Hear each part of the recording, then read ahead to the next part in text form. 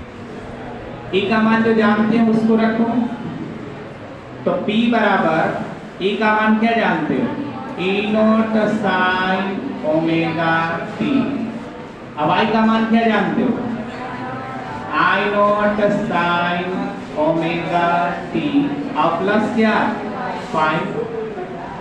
अब इसको हमें ऑपरेट करना है मैथमेटिकली, तो ई नोट में आई नोट से क्या कर देंगे गुना, क्या हो जाएगा ई nought I note sine omega T अब into sine omega t plus 5। इस फार्मूला को हम एक्सटेंड कर सकते हैं, फैलाकर लिख सकते हैं, जोड़ के टर्म में बदल सकते हैं। तो बदलेंगे ई nought I note sine omega T को ज्यों का त्यों छोड़ दिया, क्योंकि इसके साथ हम वर्क करने गए तो एक ब्रैकेट लगा दिया और ब्रैकेट लगा करके इसका जो स्वाभाविक सूत्र है वो लिख देंगे, sine omega T into cos phi और प्लस कॉस ओमेगा टी अब into sine phi sine phi. अब ये बताओ कौन से फार्मूला पर हमने सेट किया, sine A plus B, sine A into cos B plus cos A into sine B. इस फार्मूला को हमने इस्तेमाल किया। अब क्या करें, साइन ओमेगा टी को अंदर ले जाकर के ब्रैकेट में गुना करेंगे, तो गुना करेंगे तो क्या मिलेगा ई nought I note sine omega T गुना होगा क्या बनेगा साइन स्क्वायर ओमेगा टी अब इंटू कॉस फाई। अब फिर इसमें इससे गुना होगा प्लस, बोलो साइन ओमेगा टी अब इंटू कॉस ओमेगा टी अब इंटू साइन फाई होगा। अब बताइए यहां पर चाहे तो आप फार्मूला में कुछ बदलाव ला सकते हो। साइन स्क्वायर ओमेगा टी को क्या लिखा जा सकता है, 1 माइनस कॉस 2 ओमेगा टी लिखा जा सकता है ना।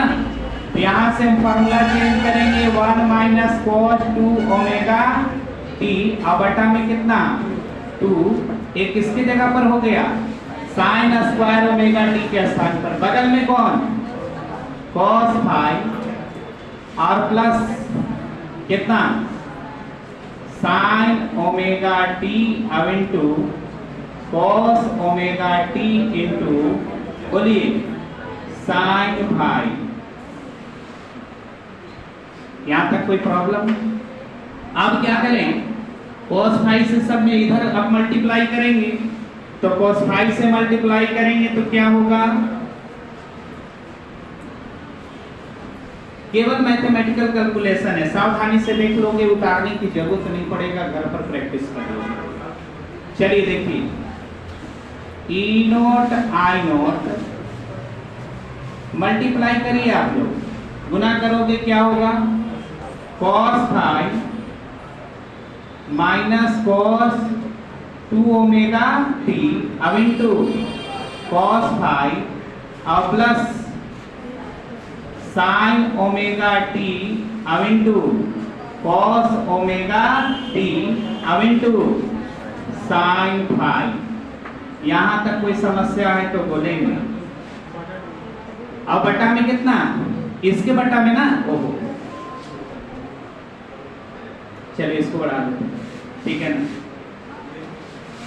बटा में कितना हो जाएगा, यहाँ पर ए वाला पूरा राशि पर कितना आएगा 2। देख लो सही की गलत, इससे गुणा किए हो पूरा राशि पर कितना आ जाएगा 2। अब बताइए क्या होने जा रहा है, ई नोट आई नोट। मैथ वाले विद्यार्थी अगर 2 से इसमें गुना कर दें तो अधिकार मिल जाएगा ना पूरा को बट्टा देने का। हाँ तो पूरा को बट्टा देना चाहते हैं, cos phi minus cos 2 omega T अब इंटू कॉस फाई और plus 2 into sine omega T into cos omega T into sine sine phi कितना, साइन फाई, और पूरा पर बट्टा हम कितना पेस्ट कर सकते हैं, 2। भी का जोड़ हो गया। अभी 2 को कहाँ निकाल देंगे, बाहर, 2 को बाहर निकाल देंगे तो हमारे पास क्या आ जाएगा, ई नोट आई नोट और बटा में कितना 2, अंदर बताइए क्या होगा, cos phi minus cos 2 omega T अब इंटू cos फाई, थोड़ा रुक जाए, बोलिए क्या होगा,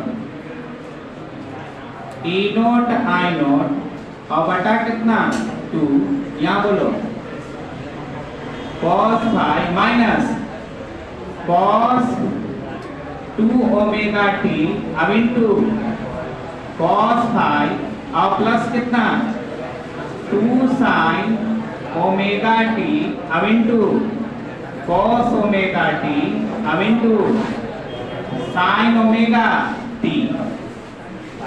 बताइए मैथमेटिक्स हो रहा है, साइन फाई है, साइन फाई, हाँ ध्यान रखना है, साइन फाई, साइन फाई, कौन साइन, फार्मूला को देखिए थोड़ा, कुछ हो रहा है यहाँ पर, इसको क्या रखेंगे बोलो, 2 sine omega T into cos omega 2 को हम क्या लिख सकते हैं, साइन 2 ओमेगा टी, बिल्कुल सही, यही तो पकड़ना है इसमें, यही पकड़ना है इसमें, बस ये ध्यान में रखना है, ई नोट आई नोट और बटा 2, यहाँ बोली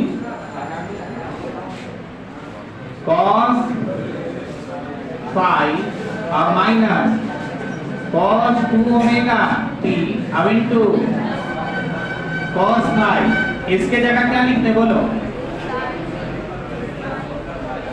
साइन 2 ओमेगा टी अब इंटू साइन फाई। अब फिर बताओ और भी कुछ फार्मूला सेट होगा, अगर यहाँ प्लस ना हो के माइनस होता या माइनस ना हो के प्लस होता तो फार्मूला होता, बताओ क्या होता, cos A into cos B minus sine into sine B, किसका फार्मूला होता, cos A प्लस B का होता ना।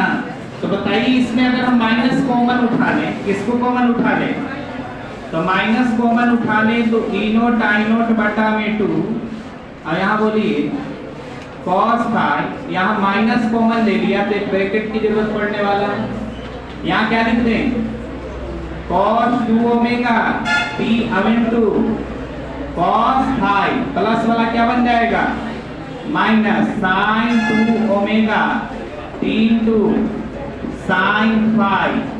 अब देखकर बताएंगे, एक ब्रैकेट लगाना होगा, देखकर बताइए cos A into cos B minus sine A into sine B, ये फार्मूला सेट हो गया cos A प्लस B के फार्मूले पर। तो इसके आगे अब एक नया फार्मूला लेकर जाएंगे, इसके आगे एक नया फार्मूला लेकर जाइए, बोलिए ई नोट आई नोट और बटा कौन 2 इक्वल टू कौन cos फाई।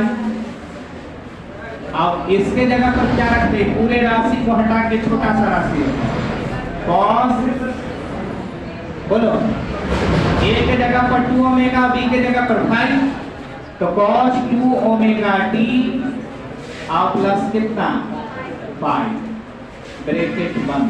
आपने जो निकाला वो क्या निकाला बताइए, आपने क्या निकाला, जब शुरू से देखो आपने निकाला क्या, तो आप निकाल रहे थे, यहाँ से भूल गए क्या निकाल रहे थे, P, क्या निकाल रहे थे P, अब P निकालते निकालते आप कहाँ तक चले गए, यहाँ तक चले गए, यानी P का मान कितना निकल कर आ गया, E नोट आई नोट बटा 2 cos phi minus cos 2 omega t plus phi.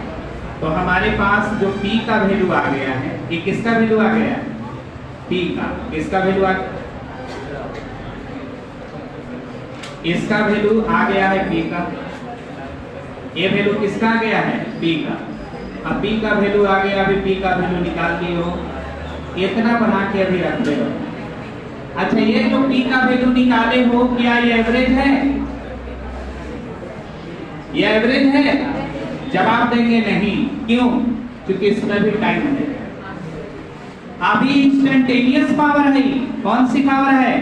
तत्क्षणिक शक्ति है, औसत शक्ति में कन्वर्ट नहीं हुआ है। अब औसत शक्ति में बदला जाएगा। किसके रूप में बदला जाएगा? औसत शक्ति में। तो औसत शक्ति में बदलने नाउ p एवरेज इंटीग्रेशन 0 से t तक, और p का मान क्या निकाले? p का मान जो निकाले वो रखो। e नोट i नोट बटा में कितना? 2। अब इनटू कितना? cos phi minus cos 2 omega t और प्लस कितना? 5। और इसके साथ कौन? dt और बटा में कौन? Delta t। तो डेल्टा t डायरेक्ट बता दीजिए। कैपिटल T रख दें। डेल्टा t के स्थान पर कितना रख दिया? Capital T। अब इसको हमें इंटीग्रेट करना है। ध्यान से सुनना। e नोट i नोट और 2 बाहर आएगा और नीचे से 2 आएगा। तो ये 2 जो है 2 के साथ कौन हो जाएगा? t। और ऊपर कौन हो जाएगा? e note i note. t के साथ कौन हो जाएगा? 2। तो इसको बाहर खींच लो जो भी कहते हो कहो। e नोट i नोट बटा में कितना? 2t। एक ब्रैकेट लगा दीजिए। अब इंटीग्रेशन के अंदर सारे प्रोसेस को करिए 0 से t तक। अब इसको बोलो cos फाई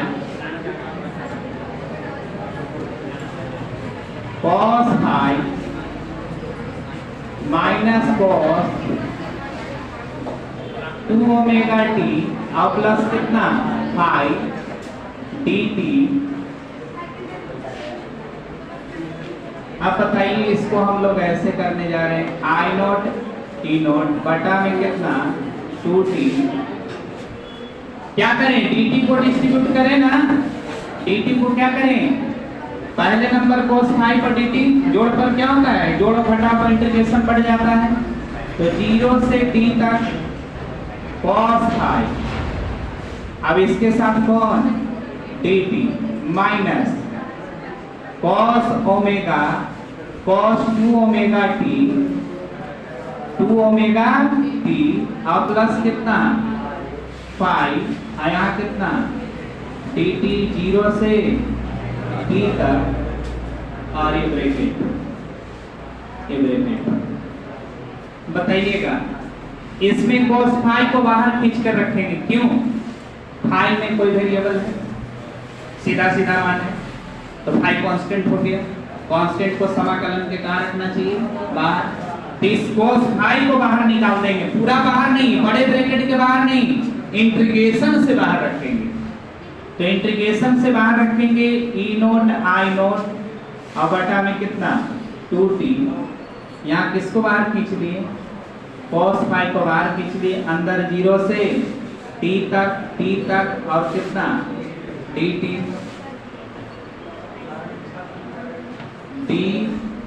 t। और इसका आप लोग समाकलन डायरेक्ट बता दीजिए। cos का समाकलन sin, cos कुछ का समाकलन sin कुछ, और वेरिएबल में जो गुणा हो उससे क्या पड़ जाएगा? भाग। तो cos का समाकलन sin कुछ मतलब ब्रैकेट के अंदर वाला चीज 2 ओमेगा t प्लस कितना? फाई। और इसमें कितना से भाग पड़ जाएगा? t में किससे? 2 ओमेगा से। तो 2 ओमेगा से क्या पड़ जाएगा? भाग। और यहाँ पर एक लिमिट टेस्ट होगा 0 से t तक। लिमिट टेस्ट होगा ना। अब आगे भागिए।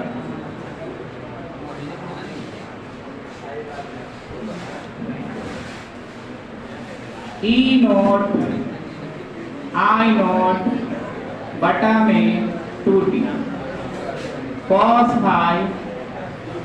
अब इसके साथ बता दो, इसका वैल्यू t लिख दें।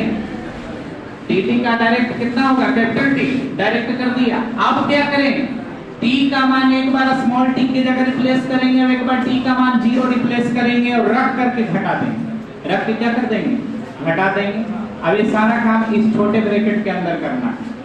माइनस टी, बोलिए क्या लिखें, sine 2 omega capital T, T के जगह कितना रख दिए कैपिटल टी, और प्लस कितना 5, और नीचे कितना रख दें 2 ओमेगा, अब माइनस एक बार टी का मान 0 रखोगे तो पूरा टर्म खत्म हो जाएगा, क्या बचेगा साइन फाई, क्या बचेगा साइन फाई, और नीचे कौन 2 ओमेगा, तो यहाँ बचेगा साइन फाई और नीचे बचेगा 2 ओमेगा ब्रैकेट लेंगे।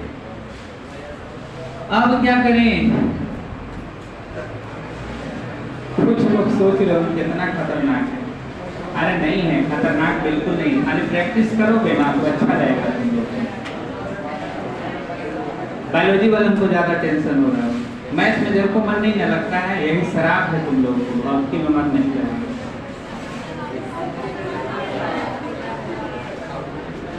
ये समझिए कि शरीर भौतिकी है, आत्मा समशेष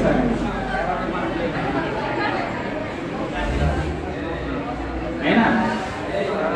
बोलिए इसको टी को थोड़ा सा आगे लिख दे तो कोई दिक्कत है, cos फाई, इसका जवाब दीजिए, क्या करें साइन 2 ओमेगा, ओमेगा का मान कितना पुट किया जाता है, ये तो साइन है, साइन ओमेगा 2 तो है नहीं, रहने दो, ओमेगा का मान कितना पुट करें 2 पाई बाई कैपिटल टी, अब इनटू टी प्लस कितना 5, इस ब्रैकेट में काम हुआ, बटा में कितना 2 ओमेगा, यहाँ कितना साइन 5 और बटा कितना 2 ओमेगा। ध्यान से टी से T cancel, sine 4 pi plus 5, बताइए क्या है, sine n pi plus 5, trigo वाले साइन n पाई 0 होगा, sine n pi plus 5 sine 5 होता है, क्या होता है ये सब ट्रिगो में बताया कि ना formula, sine n pi plus 5 sine n pi by 2 plus 5, अगर n पाई बाई 2 प्लस 5 होता तो कोस में कन्वर्ट होता, लेकिन n पाई प्लस 5 है तो किस में रह जाएगा साइन में ही कन्वर्ट रहेगा, तब तो इसका तो मामले खत्म होने जा रहा है।